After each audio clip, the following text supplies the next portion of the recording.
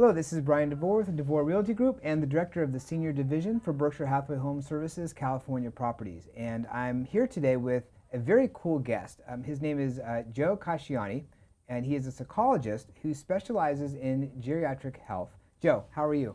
I'm great, Brian. Thanks for inviting me. No, my pleasure. Yeah. So you and I had a chance to meet. We talked a couple times. I was a guest on your podcast, and I'm very excited to talk about this subject, about living to 100 and aging to 100. And you wrote this book, which camera am on there. It's called Living Longer is the New Normal. So you are an expert on this. How did you get into this field of expertise? Well, I've been doing this work with older adults my whole career. Starting early 80s, I'm dating myself a little bit, but I had a contract with the Department of Aging to develop training programs for nursing homes. Shortly after that, Medicare changed the authorization and allowed to reimburse for psychology services. I started a group practice with a physician, and we grew this practice over 15, 16 years. By the time I left, we were in almost 800 nursing homes. So I got to work with a lot of psychologists, training, program development, and obviously a lot of experience with older adults, depression, adjustment disorders. I left that and started my own company and sold that just 2 years ago. And then I started my Living to 100 Club, which I'm hosting now. Got it. Yeah. So what are some of the things you learned, working with older adults and about their mental health?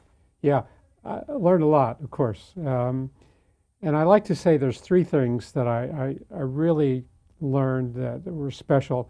Number one, how can some people adapt to changes and events in their lives, like a hip fracture or a stroke, and continue and move on, and others can't? What's the difference there? Why do some people say, I'm done, I can't handle any more of these, and others will say, okay, it's a tough hit, but I can keep on going?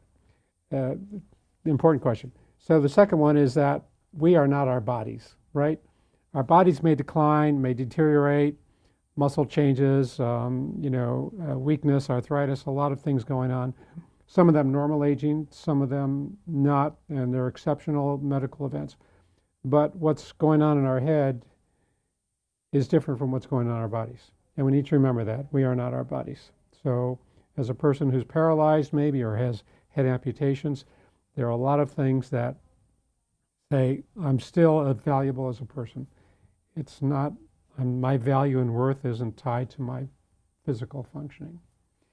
And the third lesson that I learned, and I use this all the time, is that we always have this inner reserve of strength and determination, fire. Some people call it grit or resilience. It's bottomless. It's always there. Sometimes it gets blocked.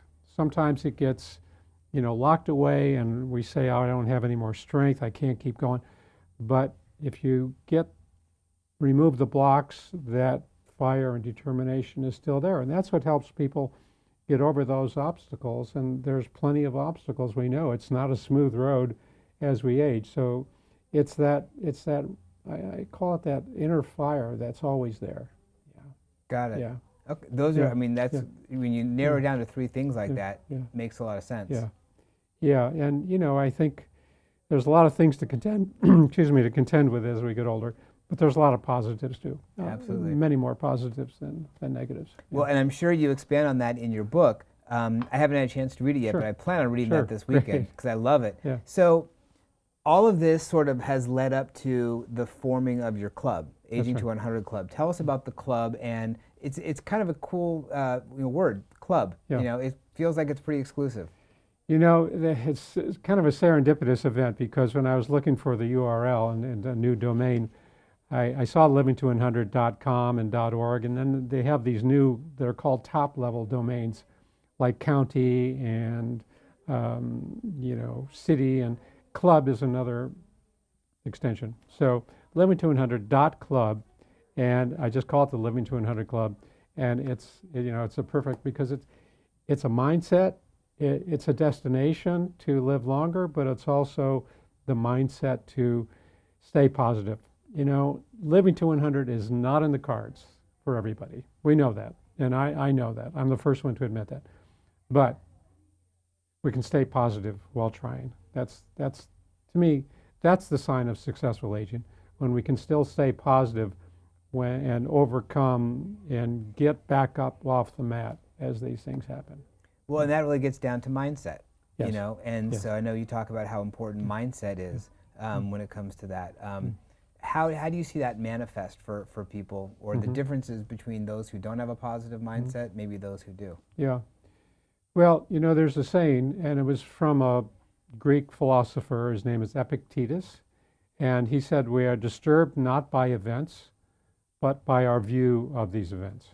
Okay, so it's not the stroke, it's not the fall and hip fracture, it's how we interpret that event, and that's so key to the ability to age well, because how we interpret these events is going to color how well we cope with them. And that's the important thing. So I try to pull a lot of these insights together, and that's why I started the club, really to provide a lot of information and resources for people who want to learn more. And that's why I love doing the podcasts, and I do my articles and blogs and coaching and just a lot of fun things. I'm thoroughly having a lot of fun. That's great. The clinical work with nursing homes, that was always very good. That was rewarding. It was demanding, challenging, dealing with Medicare and managed care and HMOs and psychologists that I hired to work for me is always a bit of a challenge. But I'm glad I did it, but I'm also glad that I'm now doing my Living to 100 Club. Yeah. Yeah. We have your website on the back here, and Yeah. we can see, work with Dr. Joe, your podcast, your blog, your resources. So what are the types of things that people can get from this on a regular basis, visiting your website? Sure. Well, the first thing, if they go to my website, they can download a free copy of my 9 tips for aging well while living longer. It's a PDF. It's, I think, about 20 pages, and it really captures a lot of what I'm talking about here. So they can go to the website, living200.club, and right on the home screen, they'll be able to see that option to sign up for the email list and download my 9 tips. There are, as you see, there's a collection of my podcasts. I've done over 100 podcasts now. I started with Voice America 2 years ago, which was live radio. It was great, great distribution around the world. I mean, they did a super job getting the word out. And then I left Voice America and started doing my own podcast, recorded in advance and then published and uploaded. And, yesterday, for example, I had 75 downloads, which I was thrilled with. So the podcasts are there, and a whole range of topics. Physicians, attorneys, nutritionists, fitness experts, and people can just go there and click on the link and listen to a 30-minute conversation with these authorities, these experts. Yeah. Well, and my business partner, Jamie, and I, Jamie with Silver Linings Transitions, she and I were very grateful to be a part of that. Yeah. In fact, we're recording this today, and just today you launched that episode. That's right. So, That's right. Just uploaded today. Yep. Yeah. So that'll be on there as well. Yeah. Just quickly, I love to do speaking and presentations to live groups, especially seniors. And there's an option here on my page to get more information about my speaking, the topics I like to talk about. Another option is the coaching, one-on-one coaching, and that's not psychotherapy, even though I'm still licensed as a psychologist. It's really coaching and supportive, kind of motivating. I call it bounce back from setbacks, resilience coaching, and it's one-on-one. People can go there and book a single session, or they can book a series of visits, whatever would work for them. And that's probably important too, not just for seniors, but even their adult children who are dealing with issues with their parents. All different, age groups can benefit from that. Yeah, that's true. That's true. There's a lot of options there, and as I say, speaking to large groups, but also the one-on-one work, and that's what I've done my whole career. So I can appreciate, the sensitivities here, and people who might be having some adjustment problems and feeling discouraged about, maybe their physical decline, or maybe a spouse's decline, maybe dementia comes into the picture, or Alzheimer's. And, there's a whole lot of issues, personal, sensitive issues. So, I'm very happy to engage with somebody on a call or on a Zoom meeting on those issues. Great. Yeah.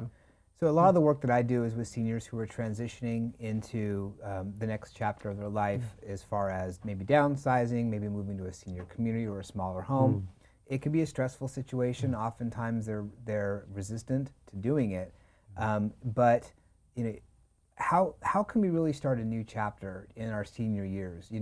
I deal with the physical side of that, but the emotional side. How do people successfully do that? Yeah, great question. I call it writing a new script. And the point I like to make is that yesterday doesn't define who we are today.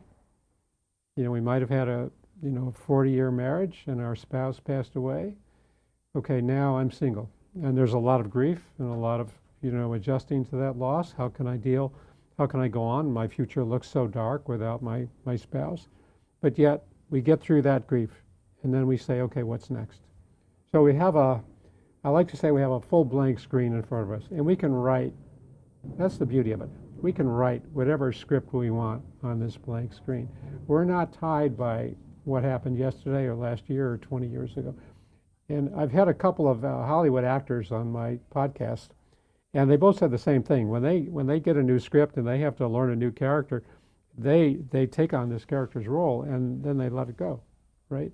Now it sounds trite. It's much more important than that, of course. But the point is, let's be comfortable with writing a new script. Let's learn a new language. Let's learn to maybe frequent some senior communities. And let's learn to date again. Let's learn to try something new. Learn some musical instrument.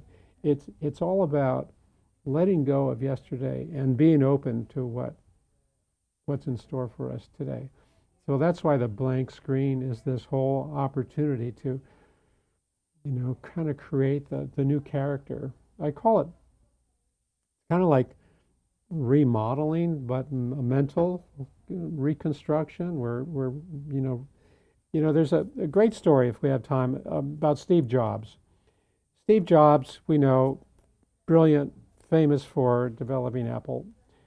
Steve was adopted. And I read this in the the biography by Walter Isaacson, a great read. Steve was adopted, and he found out he was adopted when he was about 10 or 12. And he was completely shocked, devastated. How could my biological parents do that to me? Even my own mother didn't want me. My parents gave me up, I must be worthless. So the adoptive parents found out about this, and they said, no, Steve, when we saw you, you were the most important infant that we had ever seen. You were the most important person to us. And suddenly, Steve's self-image shifted from dark to light.